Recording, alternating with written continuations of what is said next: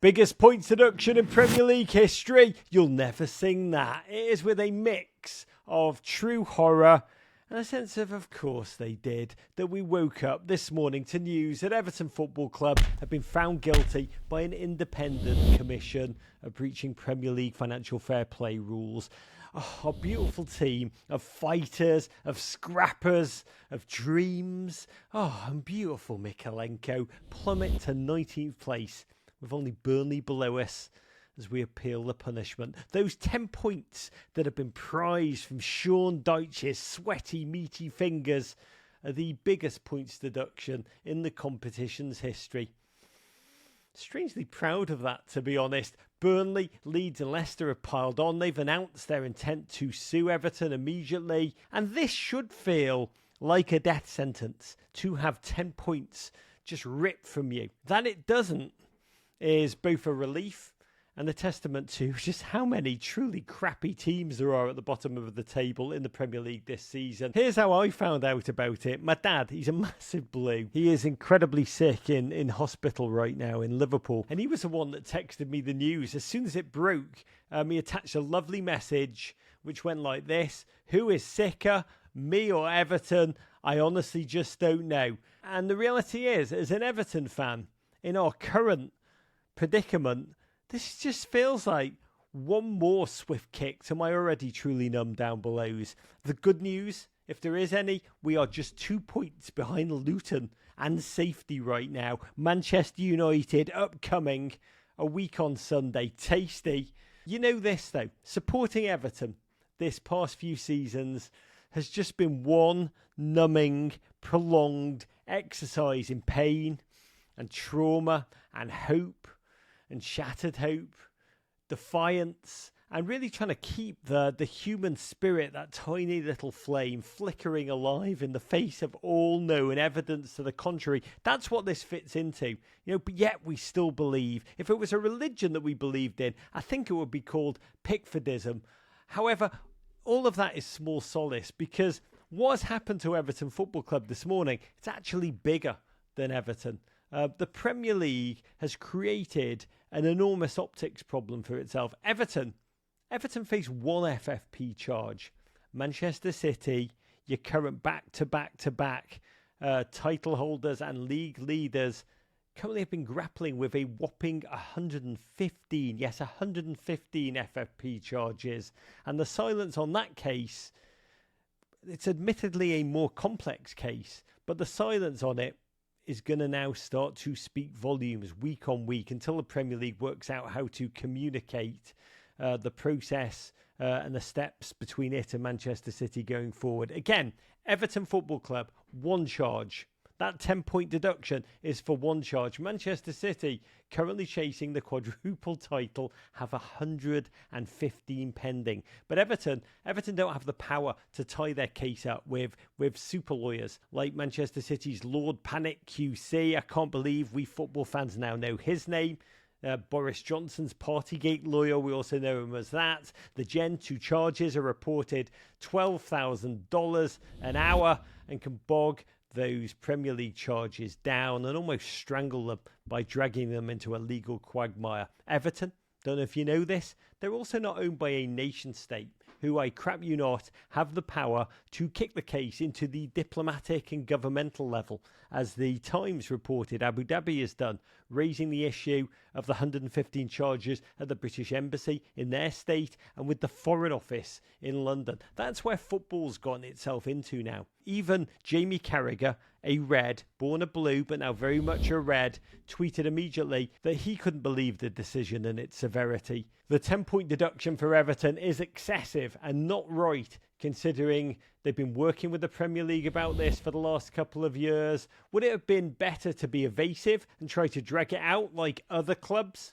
No doubt relegated clubs will have put big pressure on the Premier League to deal with Everton, but when you consider 6 clubs tried to leave the Premier League and there was no sanction at all, it doesn't feel right. Until other clubs are sanctioned, Everton will feel like they're being used to show there is no need for an independent regulator and they are right. Now, there's a couple of things here. There's a lot. There's the nod to the Super League coup past. But the biggest issue is here, there is a sense that Everton are, as Jamie Carragher says, very much the scapegoat in a much bigger story. The story isn't so much about their one charge of FFP evasion. The story is that the government right now, the British government, is said to be pushing for an independent regulator to oversee the governance and operation of football in the nation.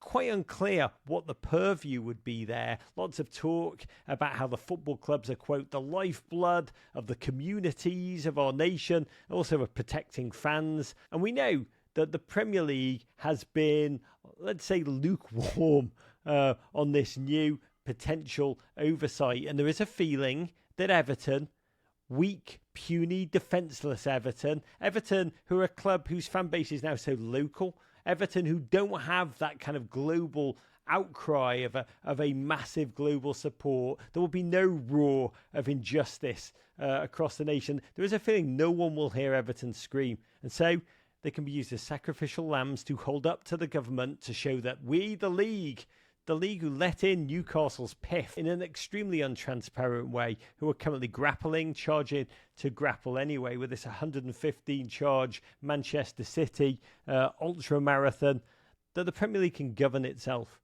It's all very who's watching the Watchman, heal thyself territory. And to be honest, when you speak to a number of the Premier League owners, they'll talk about this freely and with a growing, simmering sense of resentment, that it does feel that the optics are, even if the reality isn't, but the optics are that the Premier League tiptoes around the nation-state clubs, as it did in years past with oligarch-owned Chelsea, and that fused with a sense of real grievance. For example, if Manchester City were found to have been guilty of any of those 115 charges, Liverpool's 2019 second place by 1 point Premier League season could have, potentially should have, ended in a title. So that's the simmering backstory to all this. And now we must wait and wonder, is the 10-point deduction, is it a precedent?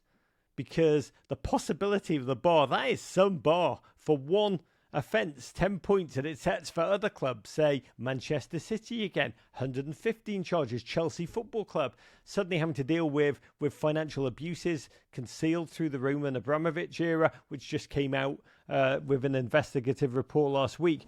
What will happen to them if their process is carried through to fulfillment? What did it say in the Bible? He who is without sin among you, let him cast the first John stones, or something like that.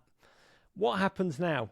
Well, it's unclear. Everton have announced they will appeal. That appeal, according to Sky Sports, is a process, quote, from start to finish, including any further appeals, which will take a maximum of 3 months. That's a lot of the season to play through with this complete uncertainty. By the way, both for Everton and for the other clubs who are fighting relegation, Sky reported the appeal will be heard by a, quote, new panel.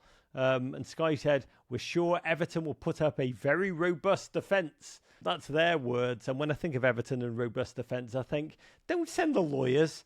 Don't send the lawyers to defend yourself. Send Tark and Brantwaite to go and have a word. How does it feel, essentially, is the question now for Everton fans. I've got to say, Everton, I've seen great days. I've seen fire. I've seen rain. I've seen league titles. I've seen European titles. This is a proud club. This is a great club. This is a founding of the Premier League club. This is a founding of the Football League club. And when I was a kid, you know, in the mid-80s, we were on the cusp. Stay with me here. This really happened of being one of the biggest and best teams in Europe. However, you know, with the rise of the Premier League, the emergence of the Premier League, we never really adjusted to the new financial goal rush that the Premier League brought with it, and we were left behind. So this current hot mess of an ownership have recklessly led us to the current reality in which we are what we are. We're duffers, we're huffers, we're puffers, we're glorious, we're passionate, we're a collective. We're Sean Dyche counterpunchers with the best fans in the league and a perilous financial reality that feels sadder at times, honestly, than Tracy Chapman fast car. Oh, don't get me started on 777 and what feels like false hope / Ponzi scheme. So what has happened this morning in that context just feels like more piling on. You know, the 10-point deduction, or without the 10-point deduction, we are left to do what we've been doing for the last 2 seasons, staring into the abyss, and the abyss stares back at us. Honestly, love to sign the abyss on loan, to be honest. Practically, what does it mean? It means we probably need 30 points from our remaining 26 games to avoid the drop. Can we do it? With Deutsch ball, anything is possible. Please, football gods, let Brandt wait, let beautiful, beautiful Tark stay fit. But the most important factor going forward is going to be the fans, the Everton fans. Same as it ever was, because the rest of the season will feel like this. Goodison Park is going to become an absolute bear pit of chaos.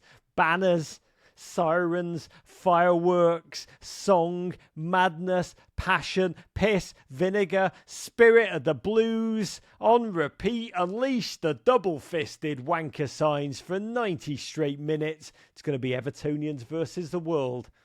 And I fancy our chances.